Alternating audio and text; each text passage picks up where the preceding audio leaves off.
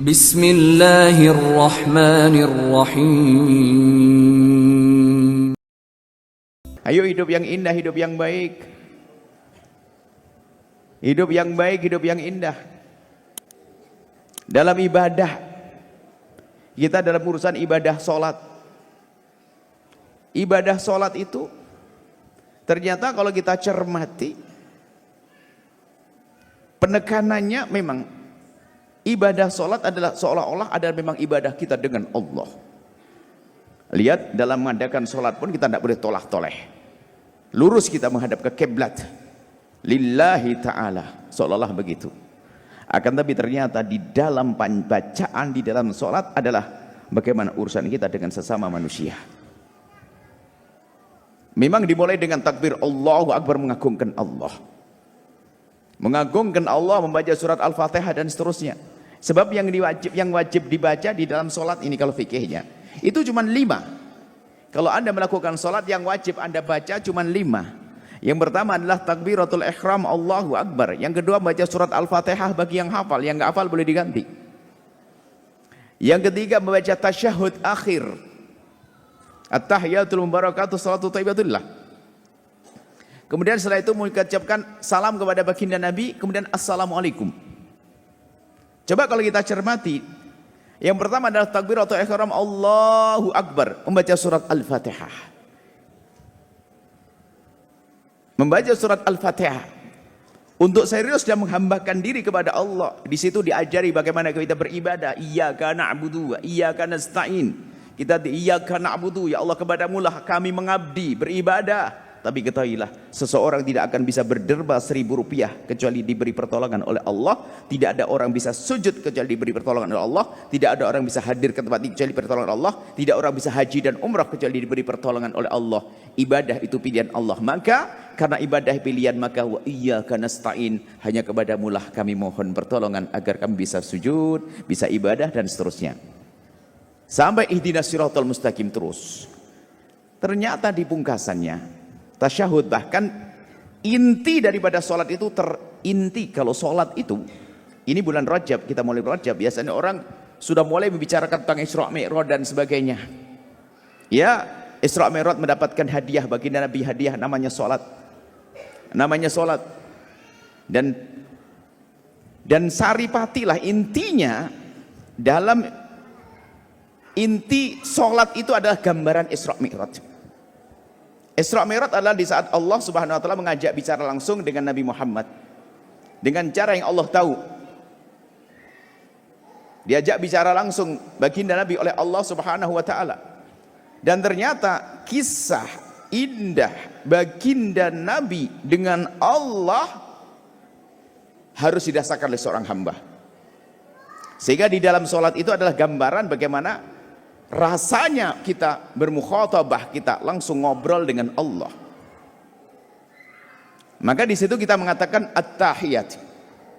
At-tahiyatul mubarakatuh salawatut thayyibatu lillah. Itu gambarannya begini. Di saat Nabi itu mau menghadap kepada Allah, mau bicara dengan Allah, memulai perbincangan dengan Allah, kalau manusia dengan manusia akan dimulai dengan assalamualaikum. Tapi bagaimana mungkin dengan Allah mengucapkan assalamualaikum, karena nama Allah sendiri assalam. Dan keselamatan juga dari Allah. Allah namanya salam, masa kita assalamualaikum ya Allah? Bukan. Tapi seorang hamba dengan Allah adalah memulai dengan sanjungan.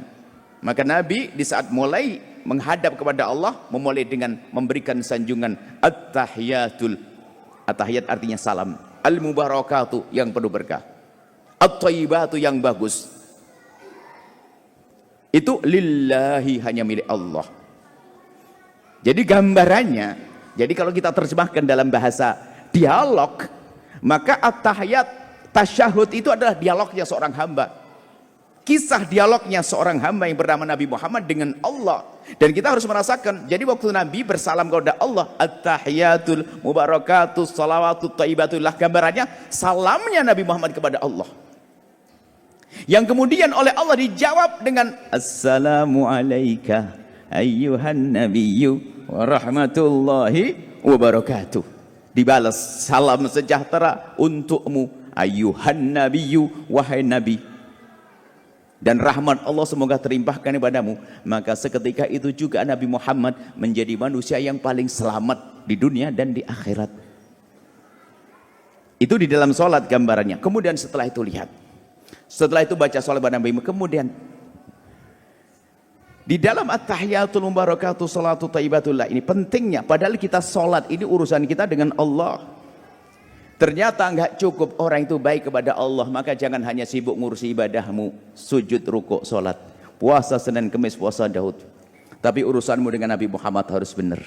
Sebab di saat kita khusyuk dengan Allah, at-tahiyatul mubarakatus salawatut thayyibatu lillah, di saat kita lagi khusyuk dengan Allah, ternyata enggak cukup kau hanya dengan wahai hambaku, engkau harus ingat dengan manusia yang paling aku cintai itu. Ternyata enggak cukup kita ingat, akan tapi kita diperintahkan untuk mengucapkan salam di saat kita menghadap kepada Allah. Lagi khusyuk-khusyuknya kepada Allah, ternyata kita harus mengucapkan salam kepada Nabi. Dan salamnya kepada Nabi pun bukan salam dengan kata ganti, salam sejahtera kepadanya. Enggak, akan tapi kita disuruh seolah-olah kita merasakan berhadapan langsung dengan Nabi. Lalu kita mengatakan assalamu alayka ayyuhan nabiyyu wa rahmatullahi wa barakatuh. Begitu agungnya Rasulullah. Di saat kita lagi dalam keadaan khusyuk menghadap kepada Allah, tidak cukup kau harus ingat kepada hamba tercintaku.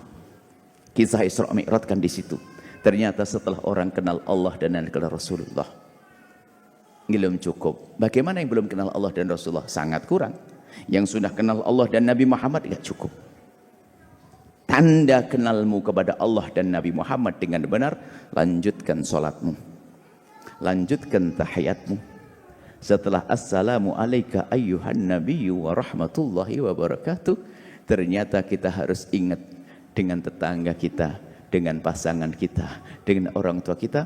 Lalu kita mengucapkan assalamu alayna, salam sejahtera semoga kau limpahkan ya Allah kepada kami, alayna wa ala ibadillahi salihin, kepada hamba-hambamu yang soleh. Dan ini hendaknya khusyuk kita sadari. Ini ilmu pembersih hati. Itu yang kami sebutkan tadi. Kalau orang dengki dendam enggak sah. Assalamu alaina yang enggak sah. Enggak ada assalamu alaina ya Allah, salam sejahtera kebaikan berikan kepada kami dan hambamu yang soleh, kecuali tetanggaku yang kurang ajar itu enggak ada. Kecuali saudaraku ngerebut waris, enggak ada. Kecuali orang itu enggak ada, semuanya masuk di dalamnya. Assalamu alaina. Harus kena semuanya. Kemudian sampai di akhir sholat pun, lihat, bicara zikir banyak, subhanallah zikir, la ilallah zikir. Banyak tak, akan tapi ternyata waktu keluar dari sholat kita bukan mengucapkan la ilaha illallah, subhanallah, bukan. Tapi kita harus sadar bahwa saat ini kita setelah dengan Allah, kita akan berurusan dengan manusia. Maka mulailah urusanmu dengan manusia dengan benar. Lalu kita mengucapkan assalamualaikum ya Allah, berikan kebaikan, kesejahteraan kepada ini. Menoleh ke kanan maksudnya apa? Kepada hambamu di penjuru dunia ke sana, ke arah. Assalamualaikum ke semuanya, artinya apa? Membersihkan hati. Keluar kita mengucapkan assalamualaikum, artinya mulailah hidup dengan manusia dengan assalam. Kalau assalam kita sejati, enggak akan ada seorang suami zalim pada istri. Kalau assalamnya sejati, enggak ada seorang istri zalim kepada suami. Yang ada adalah assalam, assalam, assalam, keindahan. Kalau assalamnya sejati, tidak akan ada seorang abang rebut waris adiknya. Kalau salamnya sejati, enggak akan bisa seorang anak durhaka kepada ayahnya. Kalau salamnya sejati, tidak akan salah seorang ayah menyekolahkan anaknya, pasti dikenalkan kepada Allah biarpun besok jadi jenderal dan dokter. Kalau salamnya benar, tidak akan dia nyakiti tetangga. Cuma assalamnya salam-salaman, assalamualaikum, assalamualaikum. Maka kita perlu belajar. Kami sampaikan perkumpulan kita harus perkumpulannya salam, membangun cinta di antara kita. Kalau sudah kita membangun cinta, indah di dunia. Dan ternyata keindahan surga nanti mukaddimahnya indah di dunia. Indahnya surga mukaddimahnya indah di dunia. Suami istri indah, penuh kebahagiaan, dengan tetangga indah, dengan pembantu indah, dengan anak indah, dengan ayah indah. Ahli surga. Bapaknya sama bapaknya kurang ajar, sama adik rebutan waris, sama tetangga cemberutan, Masya Allah, habis semuanya. di dunia capek, ternyata dia ahli neraka juga pada akhirnya.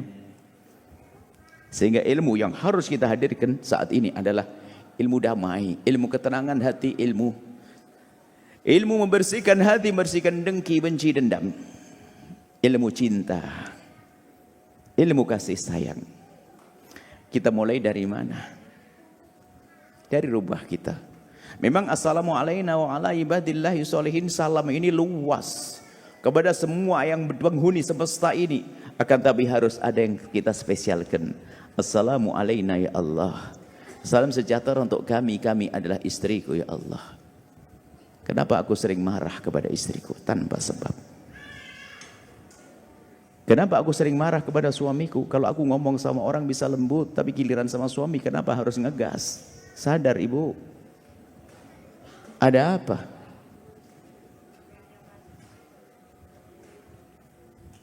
Utangnya suami banyak gara-gara engkau wahai ibu. Kenapa juga engkau seorang suami marah-marah pada istri? Apakah kau tidak sadar yang melahirkan anak adalah dia? Suruh gendong 3 bulan aja gak mampu, 9 bulan anakmu yang gendong dia. Apalagi waktu melahirkan, oh taruhannya nyawa, mana ada suami punya taruhan nyawa seperti seorang istri. Sebetulnya kalau mereka berpikir positif enteng. Yang jadi masalah hidupnya saling tuntut menuntut. Padahal indahnya cinta bukan di saat kita mendapatkannya. Kalau orang mengerti cinta, indahnya mencintai adalah di saat memberi. Ya Pak, Anda mencintai suami, Anda bisa memberikan hadiah yang menyenangkannya, bangga. Anda mencintai istri, Anda bisa menyisihkan hadiah, bangga. Kok hidup mendapatkan, maunya dikasih tok, bukan cinta. Dia tidak pernah mencintai, dia punya maslahat. Jadi cinta itu adalah mungkin susah menerima. Kalau cinta sejati susah menerima. Seorang istri, iya, aku memang wajib aku mendapatkan nafkah dari suamiku. Tapi ketahuilah, dia mendapatkan nafkah, tapi dia berpikir, apa yang aku berikan kepada suamiku suatu ketika nanti.